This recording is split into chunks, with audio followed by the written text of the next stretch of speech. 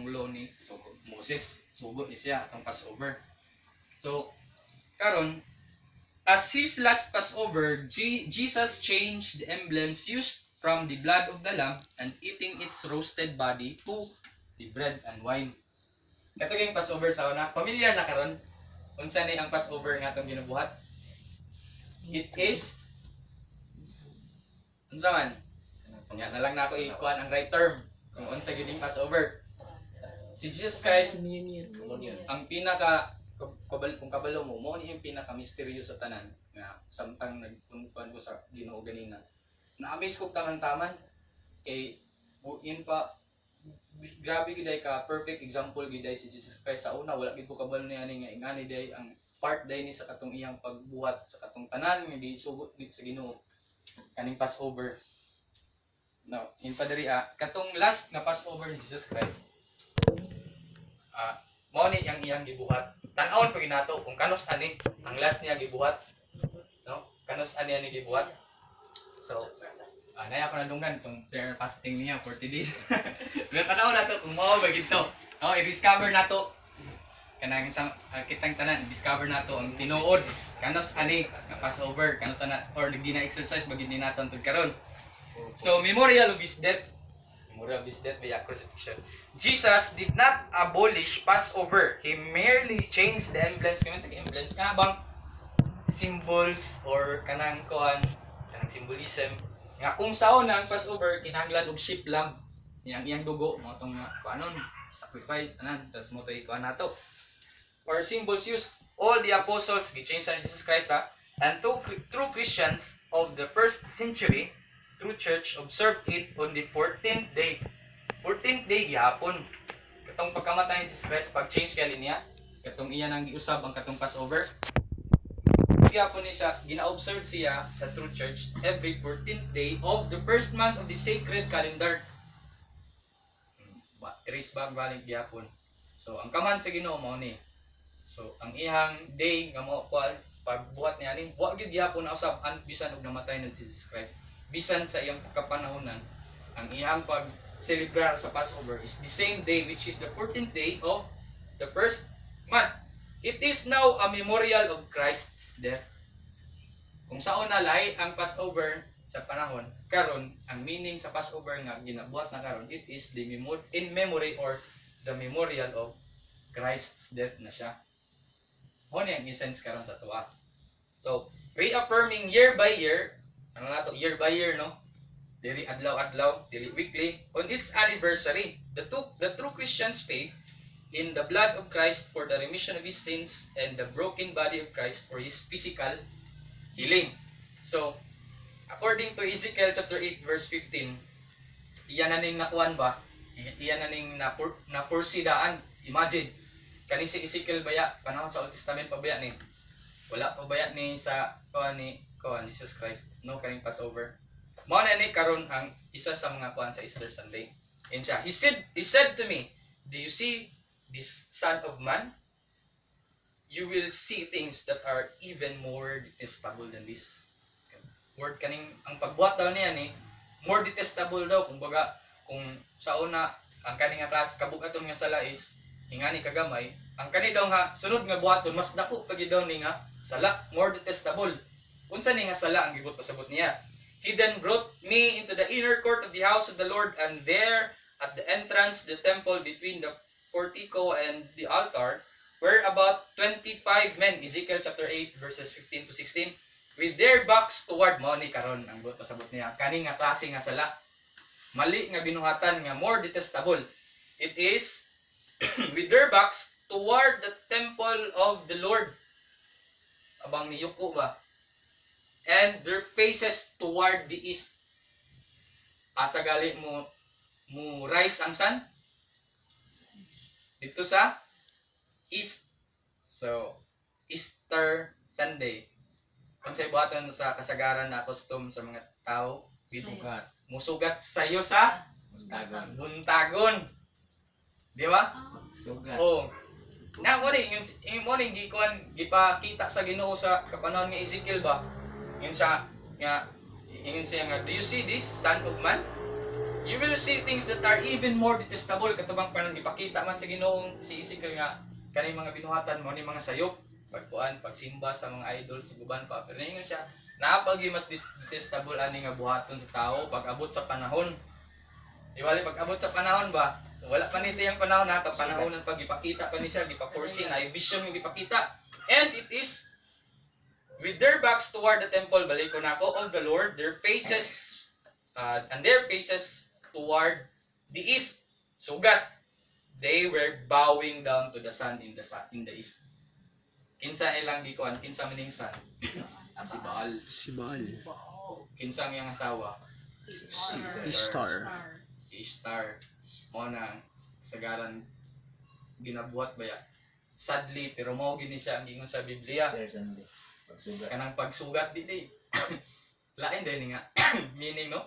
Sa honor ba kay murag mo apil. Kanang mingon nga Easter di. Magsayo ta karon, masayo tag simba kay mo kuan ta sa Ginoo. Magsugat ta dito sa kuan. Sakto man nga mosimba ta sa Ginoo. Sunrise sugaton. Sakto ba ya? Sugaton ng sunrise pero di na siya mao. No, pag worship din, ingon ba ya sa Ezekiel, it is more detestable. Ikas ta niya. Hindi na dali ta mo so. Kailangan mo yung tag sunrise. Kaya ni kay praise God na po sa atong simbahan kay wala ta niya na. Pero kasa nakabuhat kami na ito sa image ba kanang musuga. Pero ang good kasagaran ko dito kay mura siya og alumni homecoming ba. Kaya ting panguli naman ng Sunday. Always yun na every ingani Holy Week. Kana siya kanang alumni homecoming niya. Mo po ng leaders summit dito sa emisyon, mga leaders sa emisyon kanang GS nga mga leaders ba, mga pastors ta diya. Nya every Sunday magsayaw, magsimba. Duwa may problema sa pagsayaw ug simba. Pero ang imuha manggong mindset walay problema gid na ato. Ang mindset lang kanang ta sugat. Sugat sa adlaw. Lahi ang mentalidad. Lahi ang mentality pero sakto ang ibuhat nimo. Sakto ang kuan pero lahi ang mentality. Change lang imo. Mo ni karon ang kuan nato, i-change ang ato ang manner. The way ato og unsa atong tibo. Mo na atong i-change. So nakaron no. Nakuha na nato si Easter. Hindi asigikan unsay iyan tapos unsay mga binuhatan kay ngayon ta ay basin coincidence ra nga pangalan Ishtar Asturet unya kuan mingon din ta nga dili mo gid siguro na kay Easter lahi mo gid na siya karon giingon na gini Ezekiel nga ang kaning sige ang kaning mga kuan gibinuhatan ani ang pagsugat mingon na gihapon tawag coincidence pa ba gihapon ni Biblia ba ni gikan, di ba dili siya coincidence mo na gina. Ang gikuan ta karon mo gipakita karon sa tinuod. Gihatagan ta karon sa tinuod. Mao ni. So Easter sunrise service unveiled. So dili gid siya kuan. So it is the identical thing millions are doing every Easter Sunday morning, no? The sunrise service. Itong bowing towards the east. Siya standing with their faces toward the east as the sun is rising in a service of worship which honors the sun god and his mythical idolatrous consort which is the goddess Easter. Yes, deceived into believing this is Christian. Millions practice every Easter the identical form of the ancient sun worship of the sun god Baal or Baal. So, true Christians keep Passover. Ang tinuod ang Kristohanon, gikuan ang Passover. Ang gina-exercise, gina-practice. So, mo gingon ganina sa Acts chapter 2 verse 1. Nag-gather gini sila no? They all together gather in the day of Pentecost. When he saw this, tas natin sa word nga festival of unleavened bread. That is Acts chapter 12 verse 3. So the true Christian can Passover. Eusebius, si Eusebius, historian siya of the early centuries of the church, speaks of the true Christians observing Passover on the 14th of Nisan. Ano mo na po niyang under clue, ano sa ni? Katuwa karon nga panahonan. First month gyapon. First day, 14th of Nisan, first of the month of the sacred calendar. for the parishes of all Asia as from an older tradition. So mo na siya, on which the Jews were commanded to sacrifice the lamb. Sa kanilang mga panahon kadto sa panahon sa una, Passover, isakripisyo ang lamb. Pero sa kuan karon kinsa na gani ang lamb? Si Jesus Christ na. So should be observed as the feast of the Savior's Passover. So the death of martyrdom, di ba? Gina-observe naman sa una nga mao ni ang buhaton sa nga mga panahon. Pero as time nga ingana ang ginabuhat sa una, as the false paganized church group pod, mga false kuan ba? Churches in size and political power, wala na ako na involved diri sa panahon sa una nay do ka church, the false church and the true church. Ang kaning false church mao ni siya mga churches nga naay link in the government kanang political dako sila political influence na sila political influence mo ni atong bantayan karon kung kinsa ni sila nga klase ng mga churches kanang naay dakog influensya gani sa politics mo ni siya karon as sa, di ba sa panahon ni Justerius ginabuhat ba ning Passover pero karon kaning false church pod according sa katong akong nabasa ang kaning false church kasagaran dagko na mga churches dagko ni siya ng mga churches unya ang kaning mga true churches mo siyang ginagmay mo nga dili nganong ni man ang nahitabo nganong ang kaning false church ni dako man noon dagan man sila yang kaning mga true churches gamay ya aside from gamay scattered pag yun comment tag scattered bulag-bulag sila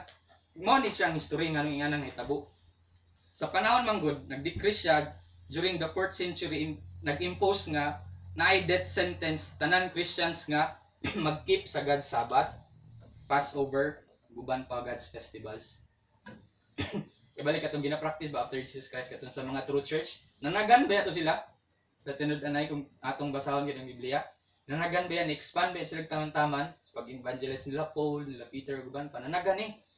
Tas mo ni ilang ginabuhat kun maninti pero pag abot ani sa 4th century AD, ginapatay ang tanan nga mo kuan ani mo celebrate mo ni nga nang gamay finally in order to keep the true way of God many Christians composing the true church fled for their lives bali tungod kay pamatyon man mao to nga sibwag tago-tago mo na karon nga ang kanang mga true church karon daw gamay na sila tungod ni ani kay pamatyon man so nanatay idea nga nang dako ni sila nya gamay ra ang mga true church kay pamatyon man sila ito nga time so kuan ha tong i-relate nato nga nahitabo ni siya after sa crucifixion of Christ which is mao gito ang pagkuan gid nga grabe gid ang mga Christians grabe ang pag-expand sa true church na naghanay unya gina-exercise ni siya isa na diha ang Passover pero ginapamatay siya I know sa Revelations 2 verse 13 kani nga mga tao nga bisan og giingnan sila pamatyon gina-exercise gyapon mo ning gingon sa Revelation 2 verse 13 I know where you live where Satan has his throne yet you remain true to my name you did not renounce your faith in me not even in the days of Antipas my faithful witness who was put to death in your city where Satan lives kagaling nakuha na ito nang sabot panahon na sa 4th AD nga gipamatay na sila tanan nya nagyapoy nag-remain ningon diri sa Revelation nga kabalo ko asa ka karon panahon nga ni kuan pud nana ang throne pud ni Satan pero nibilib ang Ginoo kay still ni remain sila sa ilang faith so but another large portion the true church of God failing to flee yet remaining true to God's truth paid with their lives in martyrdom actually sa katong nga panahon daghan gyud nga matay so mao to siyang ginatawag nga martyrdom nila nga pagkapatay death of martyrdom mga martyr sila kay kuan man bisan gani si Paul no gipatay ba siya nga kuan siya ba to katong sa Cross of Nero tong gibaliktad si Stephen pod no si Jan sorry nade uban pod katong kuan pod sila sudugan pod isa ni sila sa mga matay so kadto so they love obedience to God more than their lives so mo na nang essence karon so kuan gid ito no in physical or in kuan dito nga word giingon ni Paul nga for me to live is Christ and to die is gain. So dili lang dito ingon pa nga kanang spiritually nga pagkapatay. So si Paul day kanang grabe gid pud siya kakuan sa Ginoo kay bisan og physically mamatay siya, kuan gid gyapon siya. Kuan gid gyapon, kandang gid gyapon siya pagkamatay sa Ginoo kay for him to die is gain. In Christ. So God's command over Passover. Ani karon kana gamay na lang gyud mga alas 5 mo manata. The communion mo ni ang term sa Passover. Communion, often called as the Lord's Supper, is actually the Passover, as the ordinance is should more properly be called. So, on observing the Passover as on every practice, Jude exhorts that he should contend earnestly for the faith which was once delivered to the saints. So now that we know the pagan origin of the Easter celebration, let's clear away the web of error. Nga instead nga may tag kuan Easter Sunday, nga may tag i-correlate nato sa Memorial of Christ. No, it's not, but it is Passover. So how Jesus demonstrates the celebration of the Passover. Kumani karon. So actually, di ba, atong nakuha na to kung unsang Easter Sunday, katong mo kuan, simba, musugat. Ang nag-start, ang pinakanindot nga mystery, diri na mag-start karon. So katanaw na to, unveiling the truth na karon sa Passover. And when the hour was come, according to Lucas chapter 22 verses 14 to 20, taas ni siya, pero dili na nato kuantanan. Di na nako istorya tanan. I-pick lang nato ang mga yung para keywords, important phrases. So, and when the hour was come, ingalaw, hour was come. Hour has come. Kani atong tanawon ha. If it is the will of God, mukuan din siya, it is the right time, it is the right place, it is the right people, and in the right situation.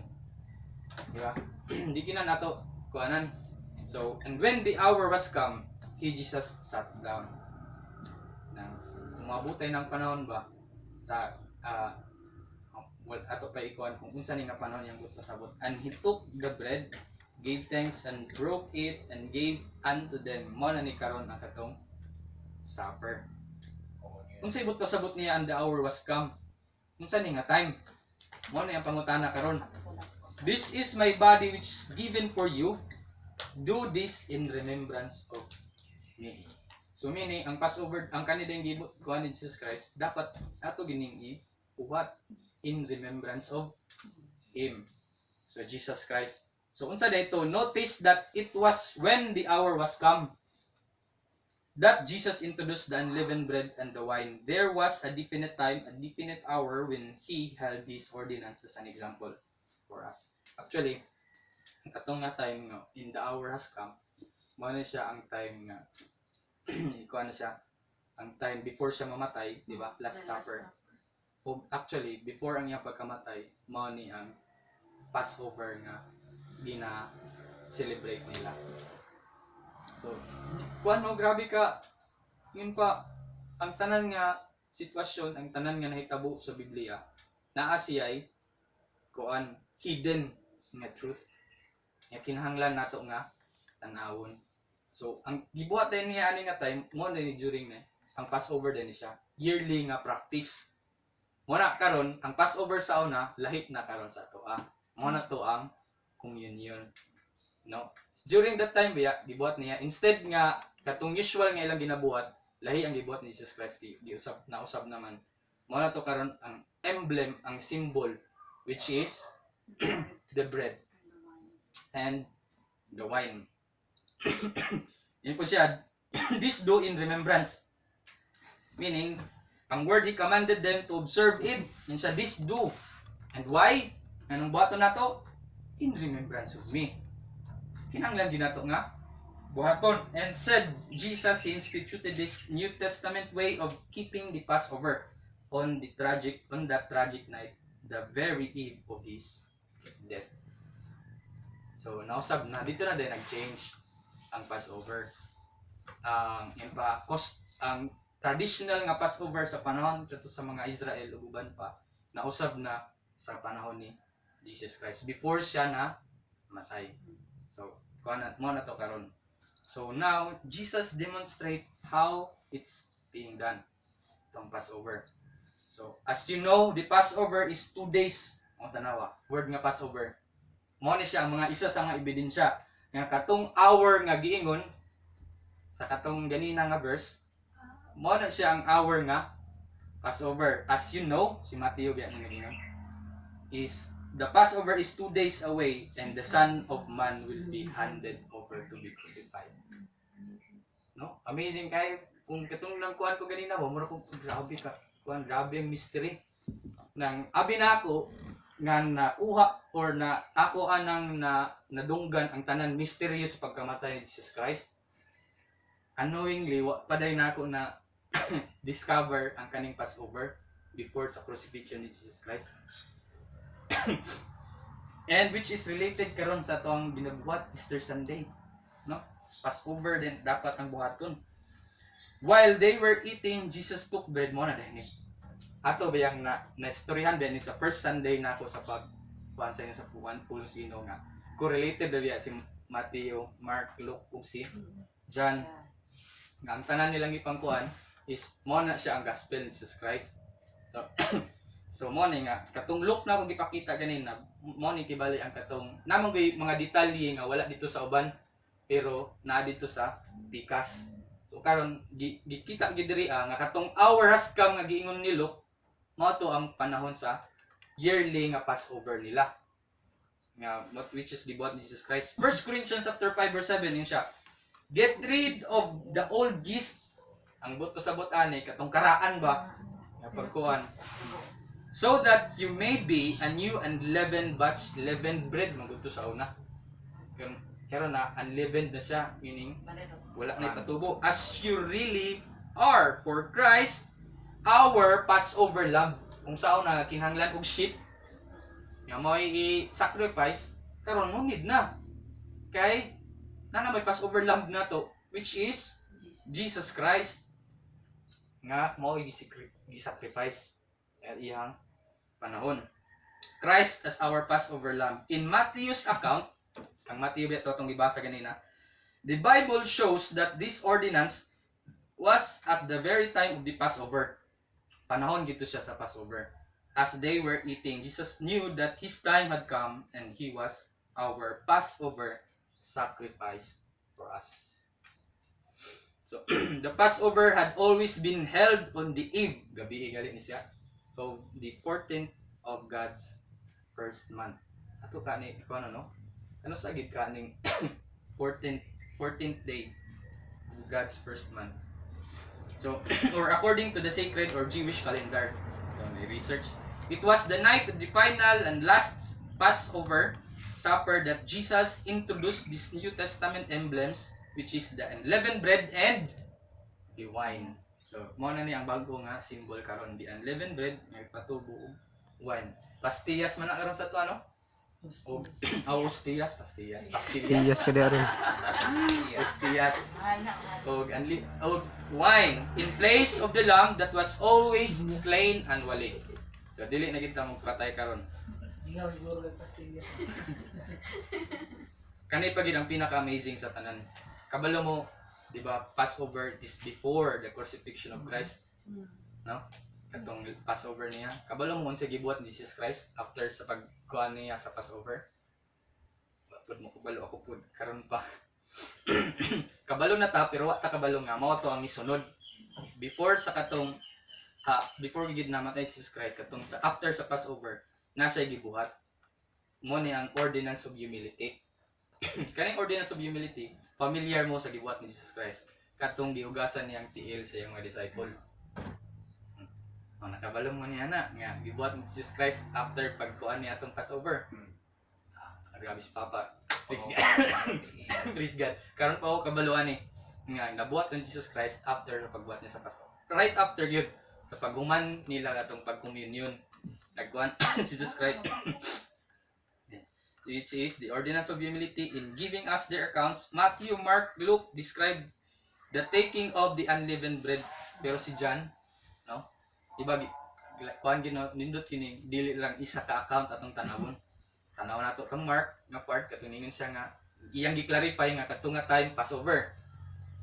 Kang Luke, katunga time hour, which is iyang kung gi-emphasize nga unleavened bread na gigamit, and wine, instead the usual killing of lamb. Kani po si John, like siya, after sa katong pagkuhan ni Jesus Christ, iyan yung gipakita, nga naay ordinance of humility nga giingon si Jesus Christ gipasa sa matag usa, which is mo ni karon, have washed your feet, you also should wash one another's feet. I have set you an example that you should do as I have done for you. So gibuhat ni namo sa di suday gid tuod naka-try na mo ka na mahugas og tiil. Gitry ni namo itong natoy time namo sa emisyon nga grabe gid ka kuan na ba nang naay murag shaking nga nahitabo sa among training cottage ato nya murag nay gipadaygan sa amo dili murag nay gipadaygan sa amo nga buhaton to ug kami tanan leaders during ato nga time murag third year siguro ko basta daghan may years ba so katong time leader ka to ang gipadayag sa amo mag-conduct me of washing of feet mo to nga grabe daig nang Ginoo mi nag-ingon sa ilang mo tay mo buhaton after ato kuan dayon na kuan ni wash feet mo ako nang grabe gid ka ganing disuday kay uy labi na og kang tawo nga di kay hilig mag kuan manghugas og tiil pag ara sa tiil daghani lain di sa tanawon abang bugaw gid kayo how much more sa una siguro sa panahon nga abugon ba ni Israel na kay disyerto ba ni pila ka saka to kabaga sa tagitip ng gianan Jesus Christ sa tiil sa mga apostolis no and mao ba na kabalo ba mo ba nang the sign of pinaka-lowest nga buhaton sa tao, slave. Kinang pagkuan, paglabi ng pag-kiss sa feet. Kung ato ning basahon gyud ang kaning washing of feet ni Jesus Christ, iya gid ba gi kisad. Oh, mo ba? Murag mo to akong nadumduman. Na ikuan karon gi after pag-washing of feet. But wala dili ko sure kung mo ba gid. Pero nag-wash of feet. So ang essence niya na it is an act of humility. Kung tanawon ba nato Jesus Christ, grabe miracle di kuan tapos he is the God, as Son of God. Pero gibuhat to niya right after the Passover. So, is the ordinance a command? Command ba siya? Balik ta kang Matthew. According to Matthew chapter 28 verse 19 to 20, kuhaon nato ning term, and teaching them to obey everything. I have commanded you. Kung sa igingon niya atong sa John, I have set you an example that you should do as I have done for you. Right after the Passover. Si Matthew, after pagkamatay ni Jesus Christ, ingon siya, do this, therefore go and make disciples. Tapos, and teaching them, I have to obey everything I have commanded. I mean, sa paano na po si Jesus Christ na nino? Sa minyo yun, to do and teaching them to obey everything. Mo ni ang term karon. Ang kinahanglan nato itudlo sa tanan tao. Tud karon natong yun ibuhat. So it is command. Katong the ordinance of humility. So napa misconception before we are going to end this. Naay mga misconception. Kato galing sa 1 Corinthians sa chapter 11 verses 27 to 29. Kaya ganing yun sila nga dili ka worthy nga mo partake og communion. Di ba na misconception niya na kung nakasala ka na mo ning ingon. So then whoever eats the bread or drinks the cup of the Lord in an unworthy manner will be guilty of sinning. Sabot pasabot niya ni ani. It is a common misconception. Actually, the apostle is not speaking about a Christian being worthy or unworthy. Abang wala siya nagtanaw kung worthy ba ka sa imong pagkatao, yourself itself, dili gingon nga you are worthy or unworthy. Dili na siya qualification ng imong kaugalingon. But it speaks about the manner in which it is done. Kung giunsa nimo pag buhat ang communion. Kay kung basihan nato ato mga kaugalingon, di kita worthy, so wala communion nga mahitabo. Di ba? Di ba ta worthy tinud-anay gyud. Pero ang si Paul ning siya dili siya mao. Wala ko nag-emphasize nga sa kung tan-aw niyang kaugalingon, Mo na din sa worthy or unworthy. Kundili ang manner giunsa nimo pag buhat ni. So basin og kuan na day nagarak-garak na ka sa pagbuhat niya na. Or ka tungod kay mo'y nakaandan, mo'y tradisyon gibuhat ni buhat kaniya na. Gaya-gaya. Nawala ang power sa kuan ni Jesus Christ. Di ba? Sa pagkamatay. So mo na karon kung dili ka mo to, diha ka guilty ka sa imong sala. Kanang nagbasta-basta lang ka ni buhat niya na ba? Tungod kay mo'y mando. Mo na ang buot pasabot ni Paul. It is not because you are worthy or unworthy, but it is how you take it. How it is being done. We take it unworthily if we take it wrongly in the wrong manner. Ano karon? In the wrong manner. So, this is a challenge to us. To him, it does not matter what he see you in you, what he sees in you, I mean, being worthy to become. No? It does not matter sa iyang pananaw kung unsa ka. Rather, the manner on how you come closer to him that is worthy to become one. So, I bring back all the glory and honor to God.